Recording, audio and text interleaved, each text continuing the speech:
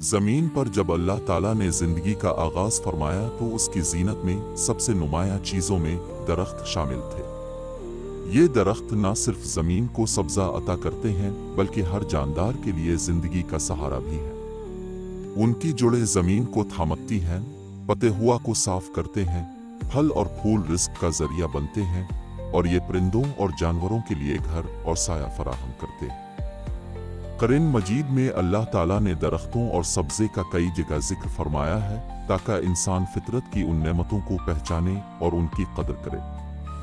इरशाद बारी ताला है कि क्या तुमने नहीं देखा कि अल्लाह आसमान से पानी उतारता है, फिर इससे मुख्तलिफ रंगों के फल निकालता है। इस आयत में बारिश, सब्ज़ा और दरख्तों की नेमत एक साथ बयान हुई है, गोया इंसान को याद दिलाया गया कि ये सब अल्लाह के निज़ाम का हिस्सा हैं और उन्हें ज़ाय करना नाशुक्री है।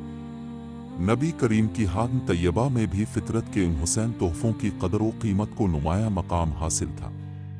अब दरख्त लगाने को सदका जारिया करार देते और फरमाया करते थे कि जो मुसलमान दरख्त लगाए और उसका फल कोई इंसान, परिंदा या जानवर खा ले तो वो इसके लिए सदका है। ये तालीम इस वक्त दी जा रही थी जब दुनिया के दूसरे मुआशरों में फितरत को इस तरह एहतराम नहीं मिलता था जैसा इस्लाम ने दिया। आपने न सिर्फ अमन के वक्त बल्कि जंग के दौरान भी माहौलियात और फितरत की हिफाजत का हुक्म फरमाया। जब सहाबा कराम को जंग के लिए भेजा तो अपने वाज़े हिदायत दी कि औरतों, बच्चों और बूढ़ों को नुकसान न पहुंचाना, इबादत गाहों को न गिराना और सबसे बढ़कर दरख्तों को न कटना और खेतों को न जलाना।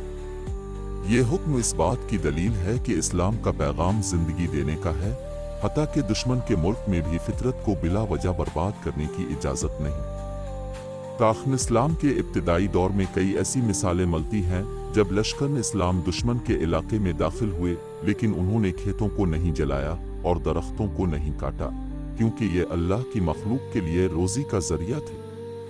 दरख्त न काटने की ये तालीम इस बात की अलामत है कि इस्लाम महज इंसानों के दरमियान अमन कायम करने का दीन नहीं बल्कि ये ज़मीन और इस पर मौजूद तमाम मखलूक़ात की हिफाजत का दीन है। अगर हम मौजूदा दौर पर नज़र डालें तो दुनिया भर में जंगों के दौरान जंगलात को जला दिया जाता है, खेत उजाड़ दिए जाते हैं और लाखों जानवर भूख से मर जाते हैं। ये सब कुछ इसलिए होता है कि इंसान ने नबी करीम की उन रोशन तालीमात को भुला दिया है। दरख्त कटने से ज़मीन की ज़रख़ेज़ी ख़त्म हो जाती है, बारिशों का निज़ाम मुतासिर होता है और माहौल में आलूदगी बढ़ जाती है। इस्लाम की नज़र में ये सब फसाद फ़ी अल-अर्ज़ में आता है जिससे अल्लाह सख्त नाराज़ होता है। आज हमें ज़रूरत है कि हम अपनी रोज़मर्रा ज़िंदगी में दरख्त लगाएं, उनकी हिफाजत करें और दूसरों को भी उसकी तरग़ीब दें। ये सिर्फ माहौल की खूबसूरती नहीं बल्कि हमारे ईमान और अमाल का हिस्सा है। अगर हर शख्स साल में एक दरख्त भी लगा दे और उसकी देखभाल करे तो न सिर्फ माहौल बेहतर होगा बल्कि ये आखिरत में भी हमारे लिए सदका जारिया बनेगा। नबी करीम ने फरमाया कि जब क़यामत कायम हो जाए और तुम में से किसी के हाथ में पौधा हो तो अगर वो इसको लगा सकता है तो ज़रूर लगाए। ये फरमान इस बात की सबसे बड़ी दलील है कि इस्लाम में फितरत की हिफाजत किस कदर अहम है, हत्ता कि क़यामत जैसे बड़े वाक़ये के वक्त भी। ये सोच पैदा करना कि हम जो दरख्त लगाएंगे वो आने वाली नस्लों के लिए साया, ऑक्सीजन और रिस्क बनेगा, हमें इस अमल को इबादत समझकर करने पर मजबूर करता है। काश हम इस तालीम को दोबारा जिंदा करें, जैसे अपने जंग के मैदान में भी जिंदगी को तरजीह दी और वीरानी को रद्द किया, ताकि ज़मीन हमेशा सरसब्ज़ और आबाद रहे।